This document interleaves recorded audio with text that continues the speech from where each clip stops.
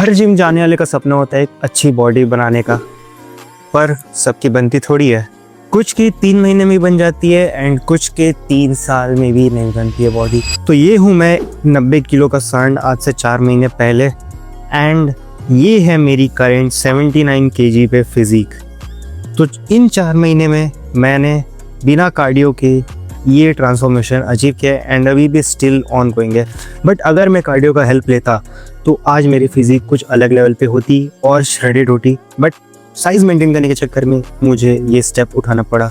तो आज इस वीडियो में मैं आपको बताऊंगा कि ये ट्रांसफॉर्मेशन आप भी कैसे कर सकते हो और बहुत इजी है। तो मैं बस आपको 5 पॉइंट्स बताऊंगा जो आपको कंसीडर करना है एंड जिससे आप ऐसे ट्रांसफॉर्मेशन अचीव कर सकते हो।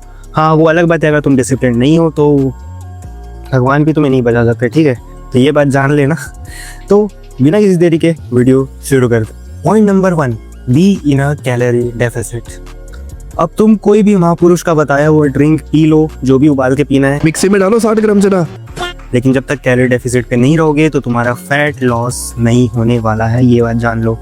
इसके लिए तुम्हें कुछ नहीं करना है। सबसे पहले क्रोम में जाके इनकॉग्निटो मोड नहीं जाना है, तो तुम्हें सर्च करना है कैलोरी कैलकुलेटर एंड वहाँ पे तुम्हें अपनी डिटेल्स डालने हैं, जैसे कि हाइट, वेट, एज, तुम कितना एक्टिविटी लेवल करते हो पूरे वीक में, एंड तुम्हें तुम्हारा मेंटेनेंस कैलोरीज मिल जाएगा। तो वहाँ से तुम्हें आइडिया हो गया कि ये बॉडी जो तुम्हारी करंट है इसको मेंटेन करने के लिए तुम्हें कितने कैलोरीज खाने हैं। अब इसमें से 300 to 500 कैलोरीज को तुम माइनस कर दो।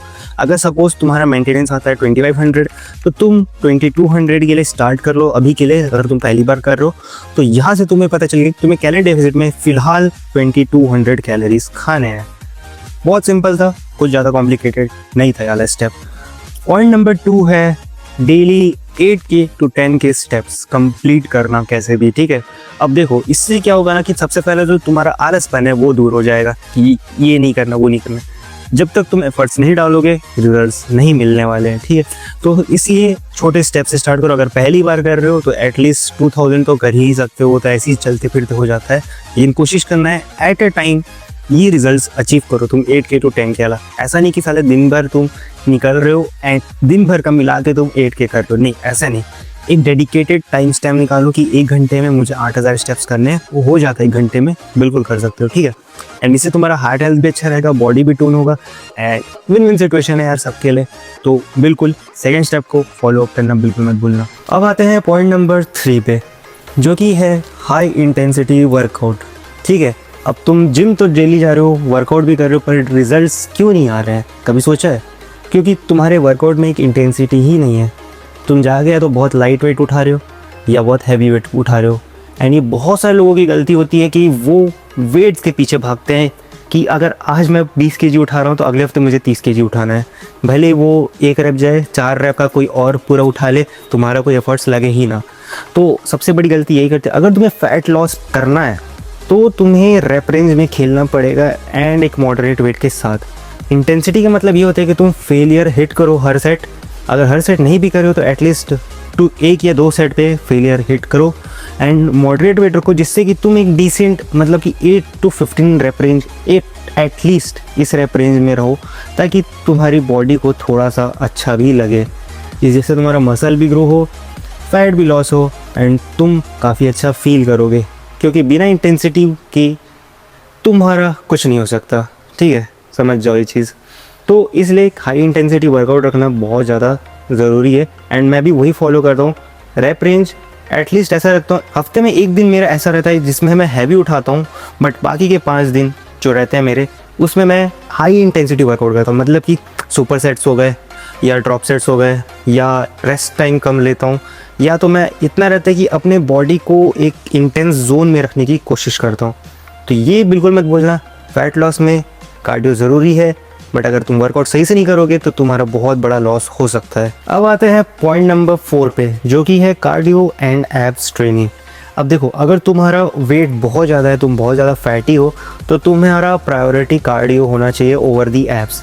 क्योंकि तुम्हें जब तक तुम फैट लॉस अपना नहीं करोगे, एक डिसेंट बॉडी फैट परसेंट पे नहीं आओगे, तब तक एब्स भी नहीं दिखेंगे। ऐसा नहीं बोल रहा हूँ बिल्कुल भी ट्रेन मत करो, बट हाँ, majority of the time, majority of the days तुम्हारा फोकस कार्डियो पे होना चाहिए, हिट वर्कआउट पे होना चाहिए, ठीक है।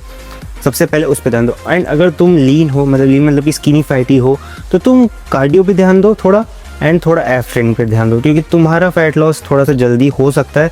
एंड उससे क्या है कि तुम्हारा एब्स अगर थोड़ा डिफाइंड रहेगा, थोड़े से बिल्डअप रहेंगे, तो तुम्हें हेल्प मिलेगा जल्दी विजिबिलिटी में, ठीक है। अब ऐसा नहीं कि सिर्फ कार्डियो करने से या डाइट क्लीन रखने से तुम्हारे एब्स बाहर आ जाते हैं। एब्स भी एक मसल है जिसे तुम्हें बाकी मसल्स की तरह ट्रेन करना पड़ता है, तभी वो विजिबल रहेगा। तो इसलिए एब्स ट्रेनिंग को नेगलेक्ट मत करना एंड कार्डियो को भी मत करना। अगर तुम एक्सेस फैटी हो और नहीं भी हो तो भी एक अच्छा ऑप्शन रहता है, जिससे हार्ट हेल्थ अच्छा रहता है एंड तुम्हारा कार्डियोवास्कुलर सिस्टम जो भी रहता है वो भी हेल्दी रहता है, ठीक है। अब है लास्ट पॉइंट जो बहुत सारे लोग नहीं कर पाते हैं, एंड मैं लिटरली बता रहा हूँ बहुत सारे नहीं कर पाते, जिससे कि लोग अपना ट्रांसफॉर्मेशन अचीव ही नहीं कर पाते। वो है कंसिस्टेंसी। मतलब कि तुम कंसिस्टेंट नहीं रहते हो अपने वर्कआउट, अपने डाइट, अपने कार्डियो को लेके, ठीक है। हो सकता है चीज़ों को होने में टाइम लगे, सबकी बॉडी एक जैसी नहीं रहती है, सबकी बॉडी एक जैसे अडाप्ट नहीं करती है, लेकिन रिजल्ट्स जो तुम्हें मिलेंगे एट द एंड में वो वर्थ इट रहेंगे एवरी डे जो तुम एफर्ट्स लगा रहे हो उसके लिए, ठीक है। तो इसलिए मायूस मत हो। अगर तुम डेली सोचते रहोगे ना कि आज मेरा ये क्यों नहीं हुआ, आज मेरा 500 ग्राम कम क्यों नहीं हुआ, तो तुम एक्चुअली जो 1 डे का ड्यूरेशन है ना उसको 10 डेज़ का बना दे रहे हो। तुम्हें एक दिन भी बहुत ज़्यादा भारी लगेगा, लेकिन अगर तुम उस फ्लो में चलते रहोगे ना, उस प्रोसेस में चलते रहोगे और उस प्रोसेस पर ट्रस्ट करोगे ना, तो तुम्हें ज़्यादा टेंशन आएगा ही नहीं।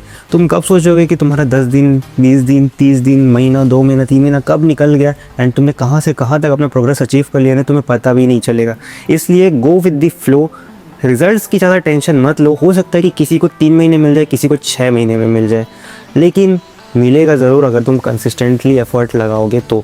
इसलिए कंसिस्टेंट रहना बहुत ज़्यादा ज़रूरी है। बीच में अप डाउन आए, लेकिन अगर तुम कंसिस्टेंट हो, छोड़ नहीं रहे हो उसके बाद भी, तो तुम्हें रिजल्ट्स मिलेंगे। सबकी लाइफ में प्रॉब्लम्स आती हैं, सबको कुछ ना कुछ टैकल करना पड़ता है, इसलिए सबका टाइम अलग लग सकता है। इसलिए पेशेंस रख के, खुद पर ट्रस्ट करके, प्रोसेस पर ट्रस्ट करके आगे बढ़ते रहना चाहिए, ठीक है।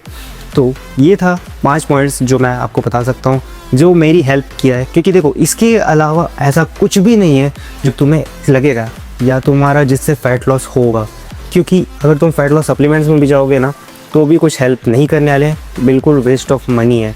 अगर तुम्हें वर्कआउट के बीच अगर इफ़ नीडेड, अगर तुम एकदम लो कैलोरीज पे हो, एकदम अगर तुम 1500, 1200, 1400 कैलोरीज पे हो एंड तुम्हें वर्कआउट के बीच स्ट्रेंथ नहीं आ रहा है, तब तुम एक BCAAs पे इन्वेस्ट कर सकते हो। वो भी मैं बोलूँगा कि अगर तुम नहीं करोगे तो भी अच्छी बात है।